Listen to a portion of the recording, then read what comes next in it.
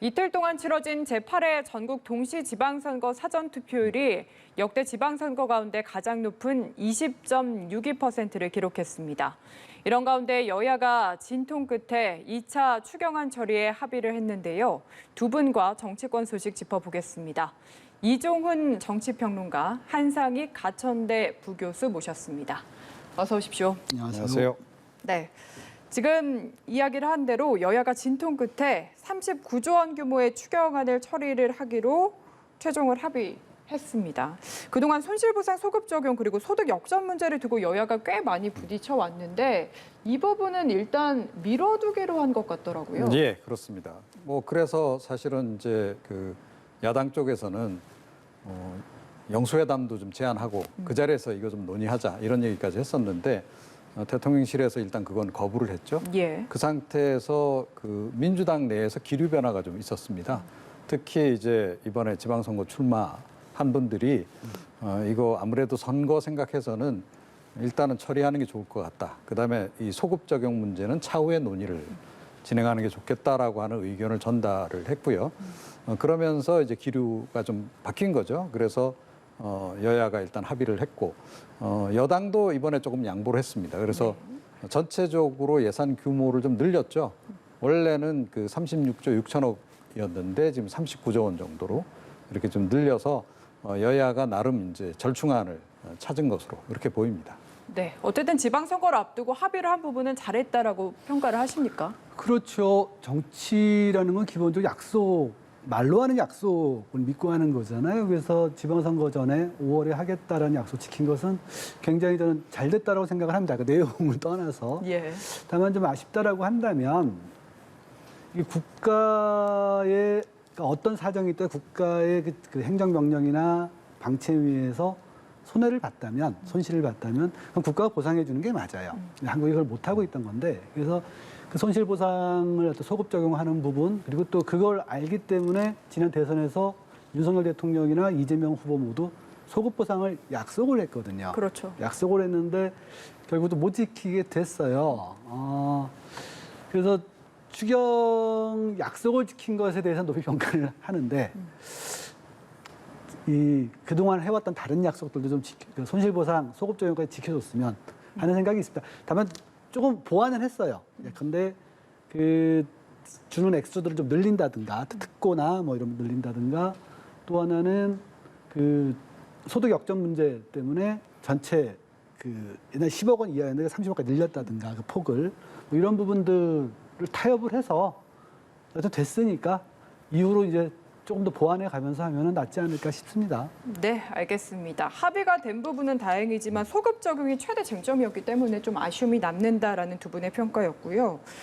지방선거 얘기로 넘어가 보겠습니다. 사전투표가 종료가 됐는데 전국 최종 투표율이 20.62%. 지방선거 사전투표율로는 역대 최고치입니다. 좀 의미를 찾을 수 있을까요? 네, 투표 참여 열기가 과거에 비해서는 좀 더 뜨거워졌다 이렇게 이제 평가를 이제 할 수도 있을 텐데요. 그런데 획기적으로 사전 투표율이 이렇게 높아진 건 아닙니다. 그러니까 예.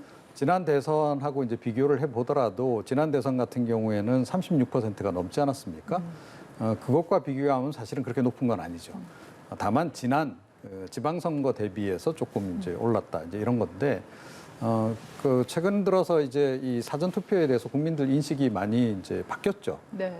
그래서 이제는 편리한 시간에 아무 때나 가서 투표한다 이런 인식이 상당히 보편화돼 있고, 그래서 사전 투표율이 전체적으로 계속 상승하고 있는 그런 추세입니다. 그래서 그런 측면에서 볼 때 이번에 획기적으로 이렇게 높아졌다라고 보기는 좀 어려울 것 같고, 또 사전 투표율이 높아졌으니까 본 투표율도 덩달아 오르겠지라고 하는 이제 그런 기대를 해볼 수도 있을 텐데.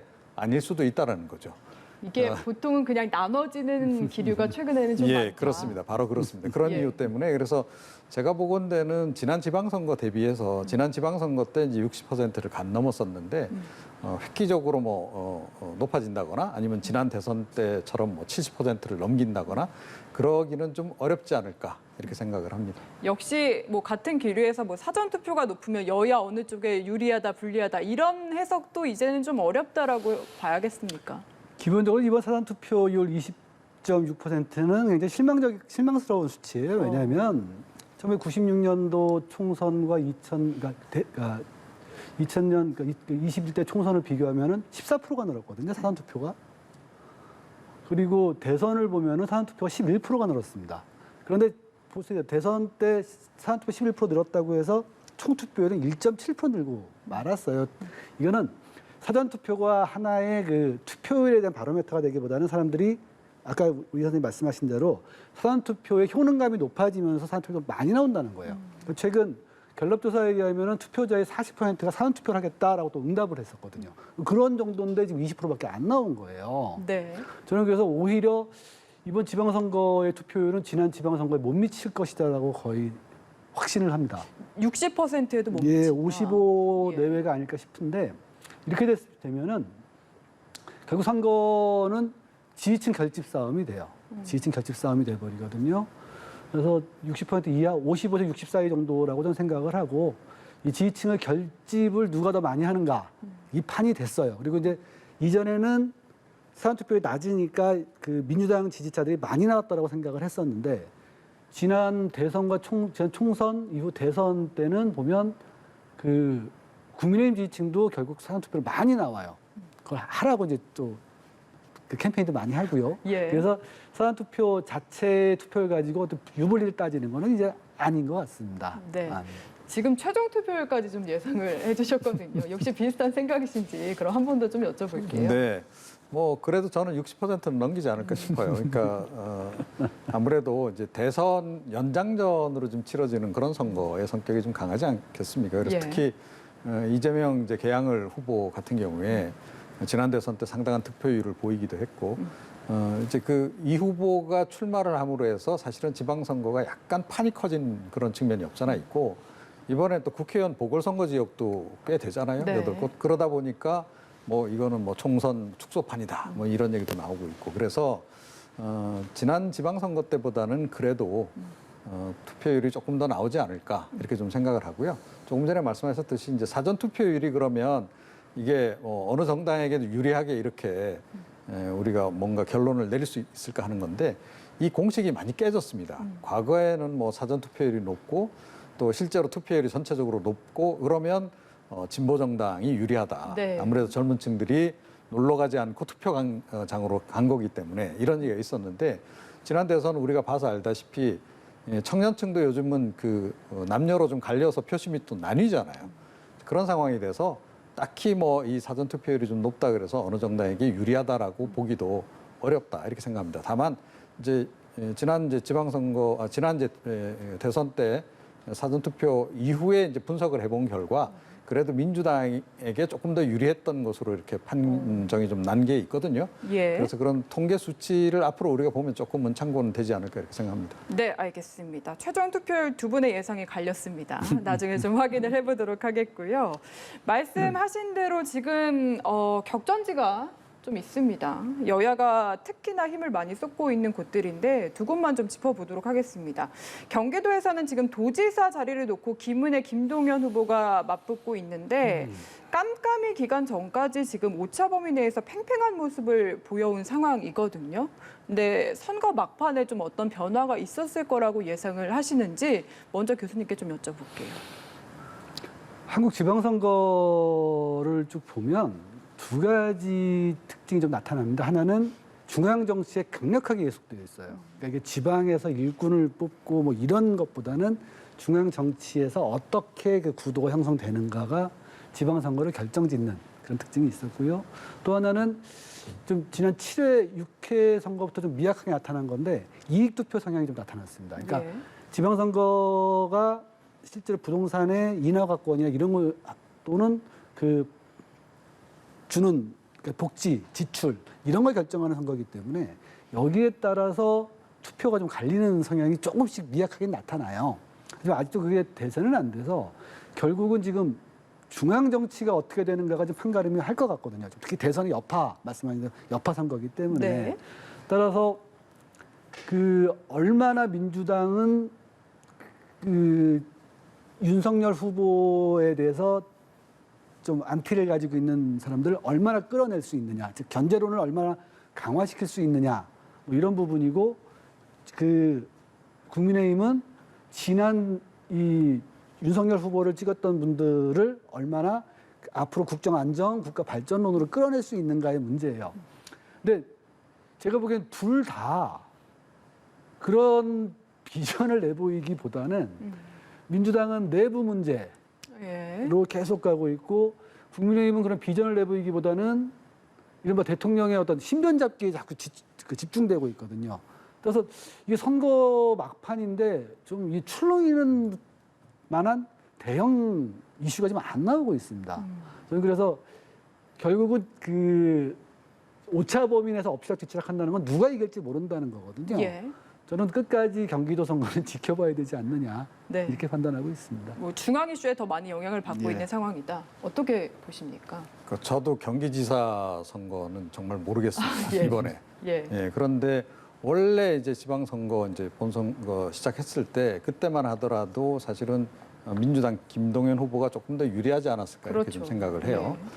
그런데 그 이후에 지금 민주당 같은 경우에 계속 정당 지지율이 하락세라는 거죠. 이게 윤석열 대통령이 잘해서라기보다는 민주당 내부의 악재 때문에 지금 이런 상황이 벌어지고 있는 거거든요. 그러니까 예를 들어 윤석열 대통령 같은 경우에는 당선인 때나 지금이나 국정수행 지지율에 큰 변동이 없어요. 50%를 조금 넘은 그 수준 정도. 다른 뭐 과거 전직 대통령들처럼 뭐 60%, 70%뭐 심지어 80%를 찍고 이런 정도까지는 아니다라는 거죠. 그러면 사실은 민주당이 조금만 더 이렇게 노력을 하고 이번에 같은 그런 악재들이 없었고 또 악재 관리를 잘했다라고 한다면 그래도 이 김동연의 우세를 지킬 수 있지 않았을까 이렇게 생각을 해요. 그런데 점점 김동연 우세를 좀 지켜내기가 어려운 국면으로 가고 있고 뭐 그런 상황을 반영해서인지 최근 들어서 김동연 후보가 처음에는 이제 행정력을 굉장히 이제 강조를 했는데 역시 이제 또 네거티브전으로 또 좀 흐르더라고요. 그런데 네거티브전에서 대해서 국민들이 굉장히 과거와 달리 부정적인 인식이 강합니다. 그래서 제가 보건대는 점점 김동연 후보가 지금 이기기 힘든 구조로 좀 가고 있다. 그러니까 개인적으로 돌파해낼 수 있는 그런 역량이 좀 있는 편인데 그게 조금 묻혀버린 게 아닌가 이런 생각이 좀 들어요. 그러다 보면 전체적인 어떤 선거 구도, 조금 전에 이제 말씀드렸듯이 국민의힘이 상승세, 민주당이 하락세, 이 큰 흐름을 지금 반영할 수밖에 없는 상황으로 가고 있는 게 아닌가 이렇게 생각하고 있습니다. 이게 후보 개인의 인물론보다는 결국에는 이제 당의 영향을 많이 받는 거라고 보시는 거네요. 네, 그렇습니다. 그러니까 김동연 후보가 저는 그런 점에서 좀 차별화할 수 있었다라고 보거든요. 그런데 조금 전에 말씀드렸듯이 결정적인 차별화를 하는 데는 좀 실패한 게 아닌가 이런 생각이 좀 듭니다. 네, 알겠습니다. 그리고 지금 보궐선거 열리는 인천 계양을도 정말 뜨거운 상황입니다.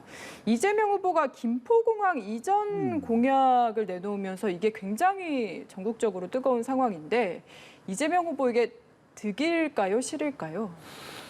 득실을 얘기하기 전에 예. 저는 이 제주 지역을 둘러싼 지금의 그 논의 구조가 굉장히 좀 나빠요. 뭐냐면 원래 제주는 전통적인 좀 스윙 지역입니다. 지난번 같은 경우에 더불어민주당이 다 이길 때도 제주는 원희룡 지사가 이겼고요.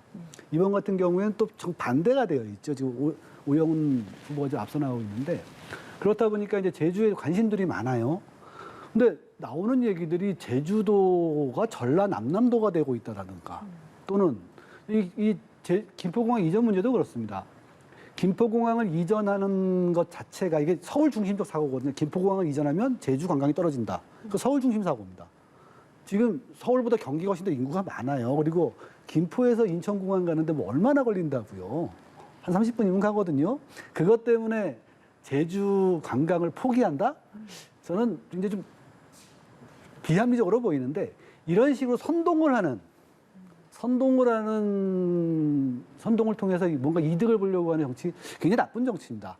여당이 됐으면 국민의힘 특히 이준석 대표 같은 경우에 이런 선동 정치하고 기대면 안 돼요. 굉장히 나쁜 정치를 하고 있는 거거든요. 이 말씀을 꼭 드리고 싶었고 두 번째 이것이 이재명 후보에게 득이 될 거냐? 전 득이 된다고 봅니다. 네. 왜냐하면 결국 저는 투표율이 좀 낮을 것이다라고 판단을 하잖아요. 예. 그러면은 이 투표장에 안 나올 사람 별로 그러니까 나올까 말까 하는 사람한테 뭔가 이슈가 주어지면 그 사람들은 투표장에 나오려고 합니다. 그걸 봤거든요. 네. 단순히 그 개항을의 어떤 이익 문제뿐만이 아니라 근데 지난번 개항을 같은 경우에는 이재명 후보가 이겼던 곳이에요. 그러다 보면은 이 자체가 지금 하나의 논쟁거리가 되는 순간에 사람들은 이재명 후보라는 이름을 자꾸 듣게 됩니다. 개항을 유권자 같은 경우에. 그러면 투표 의혹이 조금은 더 생겨요. 그런 측면에서 저는 분명히 김포공항 이 부분을 갖다가 그 쟁점으로 잡는 게 제주도에서 어떨지 모르겠어요. 다만 국민의힘에서는 이 개항을 전략으로 보면은 별로 이렇게 썩 그러니까 이익이 되진 않지 않을까 이 정도 생각을 하고 있습니다. 그래서 예. 저는 좀 반대 생각을 좀 하고 있는데요. 네. 우선 만약에 이재명 후보가 개항을 해서 압승이 예상이 됐다면 과연 이 공약을 내놨을까요? 그러니까 상당히 이제 불리하다라고 생각을 하고 있는 겁니다. 예. 자, 그러니까 뭔가 좀 이 폭발성이 높은, 휘발성이 높은 이슈를 하나를 제기를 해야 되겠다. 그런 필요성에 따라서 이거를 이제 제기를 한 거예요. 자, 그 얘기는 뒤집어서 얘기하면 급조된 공약이다. 라는 거고, 실제로 이게 실현 가능성이 그렇게 높은 그런 공약이라고 볼 수 있을까요? 제가 보기엔 전형적인 포퓰리즘 공약이라고 저는 생각을 합니다. 자, 더군다나 이번 이 공약이요. 지금 제주도 선거에서는 그래도 민주당이 유리할 거라고 지금 다들 보고 있거든요.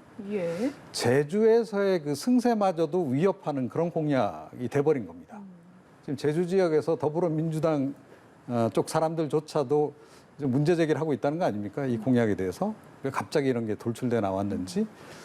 그래서 제가 보건대는 이곡 공약 때문에 제주 지역 선거마저도 지금 놓칠 가능성이 굉장히 높아진 상황이다. 저는 그렇게 좀 생각을 하고, 그리고 이제 선거 이제 말이 되면, 원래 투표일이 다가오게 되면, 이제 특히 박빙승부 하에서는 지난 대선 때도 그랬지만은 일종의 이제 투척성 공약이 굉장히 많이 나옵니다. 네. 뭐 수류탄 던지듯이 마구 던지는 거죠. 그런데 지나고 보면 우리가 그동안 경험 많이 했듯이 그게 또 끝까지 잘 실현이 되느냐, 실현 잘 안 되죠. 그죠? 그래서 유권자들도 이 부분은 좀 충분히 생각을 할 거다. 그래서 제가 보건대는 오히려 이게 조금 전체적인 선거 구도를 더 불리하게 만드는 그런 변수로 지금 작용할 가능성이 크지 않나 이렇게 네. 생각을 합니다. 네, 알겠습니다.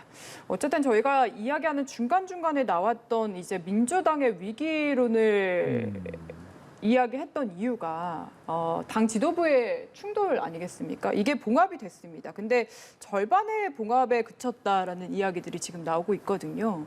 봉합을 하고 사과를 하고 이야기를 하긴 했는데 86그룹 용태론을 문제를 삼았는데 이게 얘기가 안 됐다고 하고요. 그래서 지금 절반의 봉합이다라는 얘기가 나오고 있습니다. 여기에 대해서는 좀 어떻게 보고 계시는지요?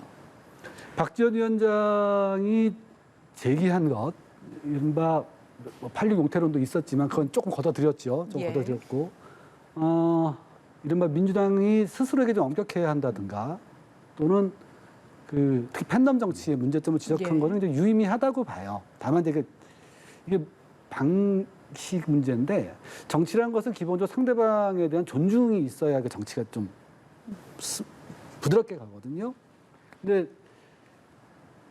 이게 정치에서 나만 옳다라고 얘기하면 독선이 되고 타인과 협의나 의논하지 않으면 독단이 됩니다.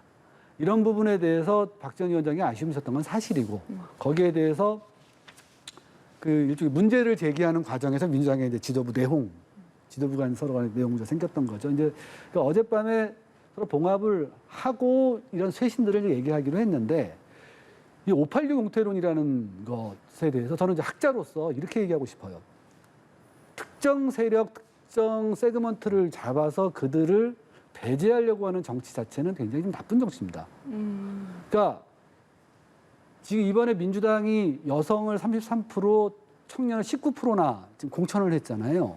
그러면 충분히 이른바 민주당이 가지고 있는 이른바 586으로 대표되는 그 50대 남성들, 50대 남성들은 이번에 많이 양보됐어요. 그러면 여성과 청년들, 이제 새로 등장하는 세대들이 자기의 역량을 닦아서 이들을 밀어낼 생각을 해야지 이들에게 당신들은 무조건 나가라. 라는 거는 잘못하면은 이제 권력 투쟁이나 떼쓰기가 됩니다. 그런 부분들에 대해서 저는 민주당이 좀 더 성숙하게 이 부분을 처리를 해야 돼요. 그래서 봉합하고 이 부분을 좀 밀어둔 것, 이것은 저는 맞는 행동이라고 보고요. 결국 이 선거 끝난 후에 다시 한번 여기에 대해서 진지한 논의들이 한번 있어야 될 겁니다. 근데 이게 이제 지방선거 끝난 후에 쇄신 방안을 논의한다고 해도 혁신위를 꾸리는 문제를 가지고도 또 부딪힐 수도 있거든요. 뭐 이 박지원 위원장이 혁신위원장 자리를 요구했다 아니다 이거 가지고도 그런 지금 얘기도 설전을 있고. 벌이고 예. 있잖아요. 저는 혁신위원장 자리를 요구했을 가능성이 높다고 봐요. 그러니까 박지원 위원장이 제가 보건대는 개인적으로 이번에 굉장히 자기 정치를 좀 하고 있다라고 좀 보는데 이번 지방선거 패할 거는 거의 분명해 보이고 이제 그런 상태에서 비대위원장직을 계속 유지하기는 어려운 것이고 그리고 비대위 어차피 해체되는 거고 그 이후에 본인이 당에 남아서 뭔가 역할을 할 수 있을까? 아마 역할하기 어려울 거다. 그런 생각을 좀 한 것 같고 그 연장선에서 자기가 어찌됐건 당에 계속 끝까지 살아남아서 본인이 지향하는 건 제가 보건대는 민주당의 이준석을 꿈꾸는 것 같아요. 자, 좋습니다. 뭐 그런 지향을 갖는다는 거 개인적으로 그런 거 가질 수도 있다라고 저는 생각을 하는데 최소한 그 당을 위기로 몰아넣어가면서까지 그런 식으로 가서는 곤란하죠. 뭐 과거처럼 뭐 선당 후사 이 논리가 뭐 반드시 지켜져야 될 철칙은 아니다라고 생각하지만 그럼에도 불구하고 이번 같은 경우에는 사실은 제가 보건대는 지방선거 표심, 특히 중도층 표심에 굉장히 큰 영향을 많이 미쳤을 뿐만 아니라 지금 진보 지지층들 내에서조차도 사실은 내분을 좀 유발하고 말았단 말이에요. 예. 이렇게 되면 제가 보건대는 표심을 안 그래도 지금 최대한 끌어모아야 되는 상황에서 그것조차도 좀 어려워지는 그런 그 상황을 지금 만들어낸 겁니다.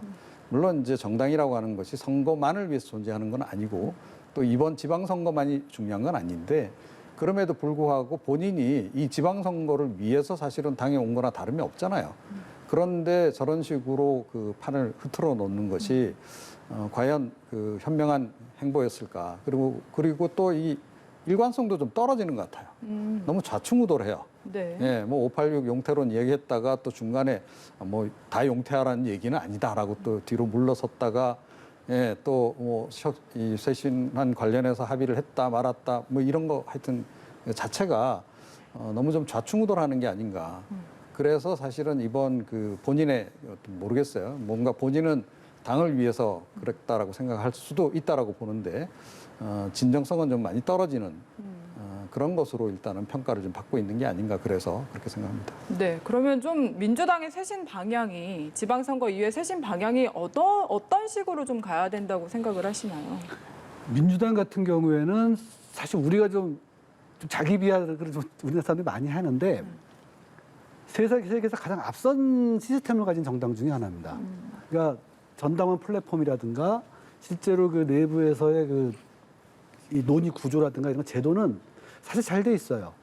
그러니까 전임 이해찬 대표가 굉장히 잘 만들어 놓고 나가셨거든요. 문제는 그게 잘 안 지켜졌던 것이 문제인 거죠. 결국 리더십 문제고 문화 문제입니다. 그렇다면은 민주당의 혁신위원회라는 걸 만들었을 때 제도적 혁신이 아니라 문화적 혁신이나 이런 것은 굉장히 어려운 문제거든요. 그럼 결국 굉장히 쉽게 가는 게 인적 혁신으로 갈 가능성이 커요. 그럼 인적 혁신이라는 건 아까 제가 말씀드렸지만 인위적인 인적 혁신은 반드시 반발과 혼란을 불러오게 되어 있습니다. 그건 민주 정치에 맞지도 않아요. 그런 측면에서 이 쇄신 국면 지방선거 말씀하신 대로 저도 뭐 잘해야 6개 나오지 않을까 생각해요. 그럼 지는 거죠. 이 패배론을 둘러싸고 결국 인적 혁신으로 가면은 민주당이 올 하반기 내내 좀 어지러울 가능성이 큽니다. 근데 이건 민주당만의 문제가 아니라 국회의 다수당이 내부 간의 문제로 흔들리면 국회가 흔들려요. 그래서 이런 인적 청산 문제가 아니라 다시 한번 시스템과 리더십 문화 문제를 한번 돌아보는 그런 혁신 방향이 되어야 한다라고 봅니다. 네, 알겠습니다. 한상희 가천대 부교수 그리고 이종훈 정치평론가 두 분과 함께 이야기 나눠봤습니다. 말씀 잘 들었습니다. 감사합니다.